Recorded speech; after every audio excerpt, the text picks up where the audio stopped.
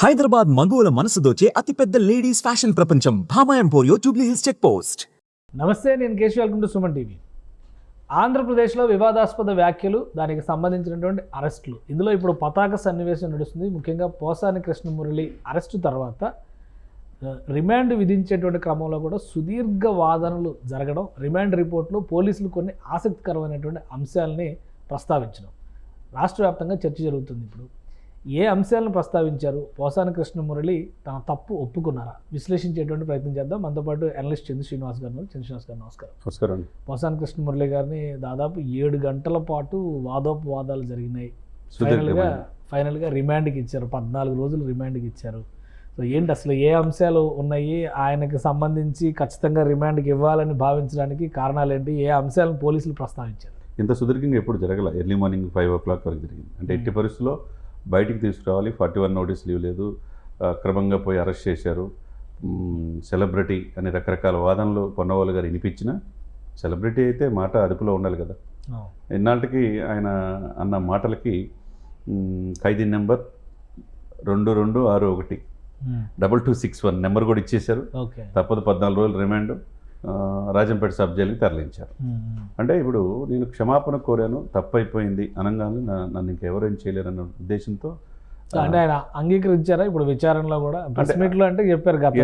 Yes అంగీకరించినట్టుగానే చెప్తున్నారు. మరి వాస్తవాలు అనేది ఇంకా బయటికి రాలేదు. కానీ రిమాండ్ రిపోర్ట్లో మాత్రం స్పష్టంగా పోలీసులు సాక్ష్యాలు, ఈయన మాట్లాడిన మాటలు కావచ్చు, వీడియో క్లిప్పింగ్స్ సోషల్ మీడియాలో వచ్చిన మొత్తం కూడా సబ్మిట్ చేయబట్టి జడ్జి గారు కూడా అంగీకరించారు. అంటే ఒక పోస్ట్లో ఒక సెలబ్రిటీ స్టేటస్లో ఉండి ఒక నాయకుడిగా, ఒక సినిమా నటుడిగా సందేశం ఇవ్వాల్సింది పోయి సమాజంలో విద్వేషాలు రెచ్చగొట్టే విధంగా భాష, ఆయన మాట్లాడిన తీరు మరీ వల్గర్గా ఇతరుల మనోభావాలు దెబ్బతినే విధంగా ఉన్నదనేది ఆ సెక్షన్స్ 196, 353, 111 సెక్షన్స్ చెప్తున్నాయి.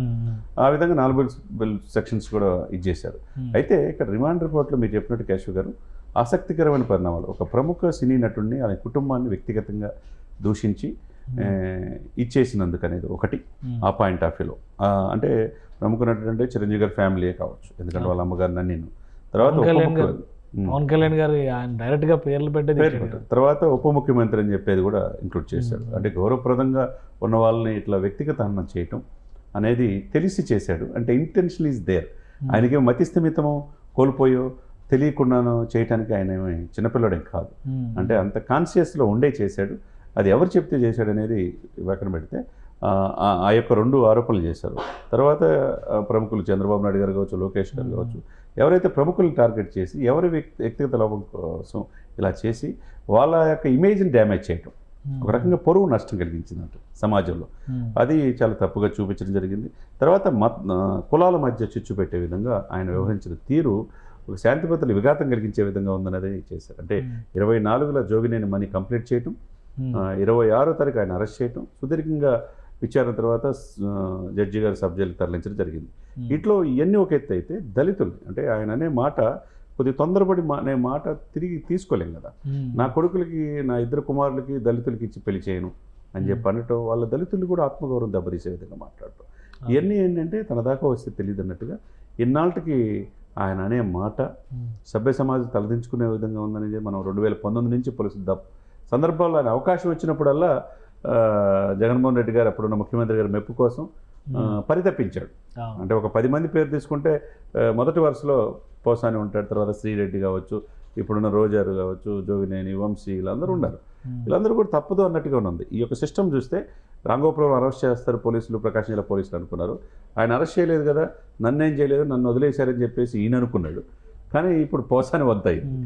నెక్స్ట్ రాంగోపురం కూడా దీని నుంచి తప్పించుకోలేదు. ఇప్పుడు అసలు నెక్స్ట్ ఏంటి, ఆయన పైన యాక్షన్ విషయంలో ఎలాంటి నిర్ణయాలు తీసుకునే అవకాశం ఉంది? ఇంకా చాలా కేసులు ఉన్నాయి అంటున్నారు. 14 కేసులు ఒకటే కేసా, లేదా అవి ఏమైనా డిఫరెంట్ కేసులు? డిఫరెంట్ కేసులు ఉన్నాయి. ఇప్పుడు 14 అంటే వ్యక్తిగత దోషణ అన్నారు. మిగతా కేసుల పరిస్థితి ఏంటి? అంటే సమాజంలో భావ ప్రకటన స్వేచ్ఛ ఉంది కదని కేశవ్ గారు ఇష్టం వచ్చినట్టు మాట్లాడుకోవద్దు. దానివల్ల కులాల మధ్య, మతాల మధ్య చిచ్చు రేపే విధంగా ఉంటే ఒక రకంగా అది చాలా హానికరమే. సమాజంలో ఇటువంటి వ్యక్తి ఉండవలసిన వ్యక్తి కాదు, తెలిసి కూడా చేస్తున్నాడు అనేది, కులాల మధ్య, వర్గాల మధ్య విభేదాలు సృష్టిస్తున్నాడని. అంటే పలు సందర్భాల్లో ఏంటంటే ఇంతకుముందు జనసేన కార్యకర్తలు కావచ్చు, టీడీపీ కార్యకర్తలు కావచ్చు 2019 నుంచి పోలీస్ స్టేషన్లో ఆంధ్రప్రదేశ్లో వ్యాప్తంగా కేసులు పెట్టారు. 21 కేసులు పెట్టారు, ఎవరు పట్టించుకోవాలి. ఇప్పుడు మళ్ళీ ఈ ప్రభుత్వం వచ్చిన తర్వాత కేసులు పెట్టారు. ఎందుకంటే ఇతని వల్ల ఇట్లా జరిగింది, ఇది పరిస్థితి అనేది. ఇప్పుడు వాస్తవాలు బెరీజ్ వేసుకొని ఇప్పుడు ఈస్ట్ వెస్ట్ గోదావరి కాడి నుంచి విజయనగరం, విశాఖపట్నం కాడి నుంచి నెల్లూరు, చిత్తూరు, తర్వాత కృష్ణా జిల్లాలో దాదాపు 14 ప్లేసుల్లో ఉన్నాయంటే, అంటే బెయిలబుల్ కూడా నా పొన్నవాళ్ళు గారు అడిగింది, ఏమండి ఇది జరిగింది, ఇట్లా జరిగింది. ఆయన ఒక సెలబ్రిటీ స్టేటస్ ఉండే, సెలబ్రిటీ స్టేటస్లో ఉండి కాన్షియస్లో చేశాడు కదా. ఇది ఒక్క కేసు అయితే పర్లా, ఇక్కడ రాజంపేట కావాలని చేశారు, జనసేన కార్యకర్త పెట్టాడంటే అనుకోవచ్చు. 14 కేసులు ఉన్నాయని చెప్పి పోలీసులు బలంగా వదిలించారు. కానీ ఇప్పుడు ఒకరిని తిడితే కేసు పెట్టేస్తారా, పెట్టే అవకాశం ఉందా, ఇట్లాంటివి కూడా చర్చలు నడుస్తున్నాయి. నిజంగానే తిడితే వ్యక్తిగత దోషణకు పాల్పడితే కేసులు పెట్టి సీరియస్ అఫెన్స్ కింద కన్సిడర్ చేయడానికి అవకాశం ఉందా? డెఫినెట్గా ఉంటుందండి. అంటే మీకు ఒకటి సోషల్ మీడియా ఉంది కదా అని చెప్పేసి నేను ఏం మాట్లాడినా సరిపోయిద్దిలే అని చెప్పి మాట్లాడిన వాళ్ళు ఇప్పుడు పంచ ప్రభాకర్లు అంటే అమెరికాలో నన్ను ఎవరు ఏం పెక్కలేరు అంటున్నారు. ఆయన కూడా రేపు లుకౌట్ నోటీసులు ఇచ్చి జారీ చేసిన మొన్న ఇక్కడ ఉండి అన్నారు కదా, పేరు నాని గారు నా రోమాలు కూడా ఎవరు పేకలేరు అంటున్నాడు. ఇక్కడున్న చర్యలు ఎవరెవరిని ఏం పీకుతారో, ఇప్పుడు బోరగడ్డ నీళ్ళు కూడా నా ఇంటికి కూడా పీకలేనని పరుష పదజాలంతో మాట్లాడి ఇప్పుడు ఎక్కడున్నాడు ఆయన మనకు తెలిసిన అంశమే. అదేవిధంగా వర రవీంద్ర రెడ్డి ఎక్కడున్నాడు, నిన్న కాక మనం ఇంకొక ఆయన కూడా అరెస్ట్ చేశారు. వీళ్ళందరూ ఎక్కడికి వెళ్ళారు అంటే వాళ్ళు ఇష్టం వచ్చినట్టు సోషల్ మీడియాలో మాట్లాడి అవతలాలు మైండ్ గేమ్లో భాగంగా మనల్ని ఏమీ చేయలేరు, మా నాయకుడు మనల్ని పొందాలనే ఉద్దేశంతో వ్యవహరించారు. ఇప్పుడు భాష అదుపులో ఉండాలి. నువ్వు తెలిసి మాట్లాడుతున్నప్పుడు ఒక ప్రెస్ క్లబ్లో ఒక గౌరవమైన అంటే మీడియా మొత్తం ముందు ఏం మాట్లాడాలి అకారంతో సంబోధించింది కరెక్ట్ కాదు. కానీ ఆయన నేను తప్పు చేశాను అప్పుడు అలా అయిపోయింది, పశ్చాత్తాపడుతున్నాను అని. పశ్చాత్తాపాన్ని మించిన శిక్ష ఏదన్నా ఉందా అంటే మరి న్యాయ వ్యవస్థ ఏం చెప్తుంది? అంటే జరగాల్సిందంత జరిగి నువ్వు పొడవాల్సిందంత పొడి చేసి మనిషి వ్యక్తిగతాన్నం చేసి మానసిక క్షోభ గురి చేసి ఒక రకంగా మానసికంగా ఈయన మాటలతో అత్యాచారం చేసినట్టే యాక్చువల్గా వాళ్ళని. అంత ఘోరమైన మాట్లాడినాడు. అది వాళ్ళ కుటుంబాల్లో ఆ క్షోభ ఎవరు తీర్చలేదు కదా అని నువ్వు తిట్టాల్సింది చేసి చేయాల్సినంత చేసేసి ఇప్పుడు తప్పు అయిపోయిందని చెప్పేసి అంటే కాదు కదా. ఈ చట్టాలు ఉన్నాయి, నీ ఆధారాలు ఉన్నాయి. నువ్వు తిట్టిన ఒక్కొక్కసారి షర్ట్ ఇట్లా సరి చేసుకొని నిన్ను ఎవరేం చేయలేరని భావించి నువ్వు మాట్లాడిన ఆహభావాలు వేషధారణలో సినిమాలోనే కాదు నిజ జీవితంలో కూడా చూశారు కదా. కాబట్టి తిట్టినా ఏం చేసినా పొరుగు నష్టం జరిగింది. అంటే ఈ విషయంలో పవన్ కళ్యాణ్ గారు బాగా సీరియస్గా ఉన్నారా? ఎంత సీరియస్గా అంటే యాక్షన్ తీసుకునే దిశగా వెళ్ళింది అంటే పవన్ కళ్యాణ్ గారైనా చిరంజీవి గారైనా వాళ్ళు ఎంత సంపాదించినా మాట పడకుండా స్వయం కృషితో ఎదిగిన వాళ్ళు. సరే ఆయన నేను ఇవ్వలేని రాజకీయాల్లోకి నేను ఈ మాటలు పడలేను, నాకు వద్దు రాజకీయాలని సినిమాలకే పరిమితం అయ్యారు చిరంజీవి గారు. పవన్ కళ్యాణ్ అలా కాదు కదా, పడినంత వరకు పడ్డాడు, 9 నెలలు వెయిట్ చేశాడు. ఇప్పుడు ఆయన వంతు వచ్చింది. ఇప్పుడు బోరగడ్డ నీళ్ళు లేదా వర్ర వంశీ వీళ్ళంతా ఎలా వచ్చిందో ఇప్పుడు పోసాని ఇప్పుడు ఇక్కడ కార్యకర్త ఎవరు జోగినేని మణి అనే వ్యక్తి గత 10 సంవత్సరాల నుంచి మేము ఆయనతో నడుస్తున్నాం. మా నాయకుడిని ఆయన ముఖ్యమంత్రి కావాలని మాకు కోరిక ఉంది. ఆయన ఒక మాట అంటే మేము దేవుడిగా భావిస్తాం. ఆయన ఇష్టం వచ్చినట్టు మాట్లాడితే అనేక సందర్భాల్లో నేనే కేసులు పెట్టాను. గత ప్రభుత్వం పట్టించుకోలేదు, ఇప్పుడైనా పట్టించుకోండి అని చెప్పి అక్కడ సిఐఎస్ఐ అనేది స్పందించకపోతే డీజీపీ కాడి నుంచి హోమ్ మినిస్టర్ కాడి నుంచి డిఐజీ కాడి నుంచి ఎస్పీ దాకా వెళ్ళాడు. అంటే ఇక్కడ కాన్పట్ పొజిషను పై అధికారులు కూడా ఆదేశాలకు అనుగుణం కావచ్చు ఏదైనా కావచ్చు ఫిక్స్ చేశారు ఇక్కడ. ఇప్పుడు దీంతో ఆగదు, ఇక్కడ కంటిన్యూ అవుతుంది. ఇప్పుడు ఉప ముఖ్యమంత్రి హోదాలో పోసాని కృష్ణమురళిన వాళ్ళ అమ్మగారిన చిరంజీవి గారిన తిట్టి నేను ఏం తిట్టినా నన్ను ఎవరు ఏం చేయలేరు, లోకేష్ని తిట్టినా ఏం చేయలేరు. లోకేష్ని ఎలా అన్నాడు చూశారు కదా ఆ మాటలు. అదేవిధంగా చంద్రబాబు నాయుడు గారిని ఏమన్నాడు చూశారు కదా, బాలకృష్ణ గారిని ఏమన్నారు చూశారు కదా. చివరికి ఇవన్నీ కూడా డాక్యుమెంటల్ ఎవిడెన్స్ సార్. కోర్టుకి పోలీసులకి కావాల్సింది ఏంటంటే ఎవిడెన్స్ క్లియర్గా కనపడుతుంది. అంటే ఇప్పుడు ఆయన నేను పశ్చాత్తాపడుతున్నాను, తప్పు చేశాను, నన్ను క్షమించండి అని సరెండర్ అయిపోతే కోర్టులు శిక్షలు వేసే అవకాశం ఉంటుందా?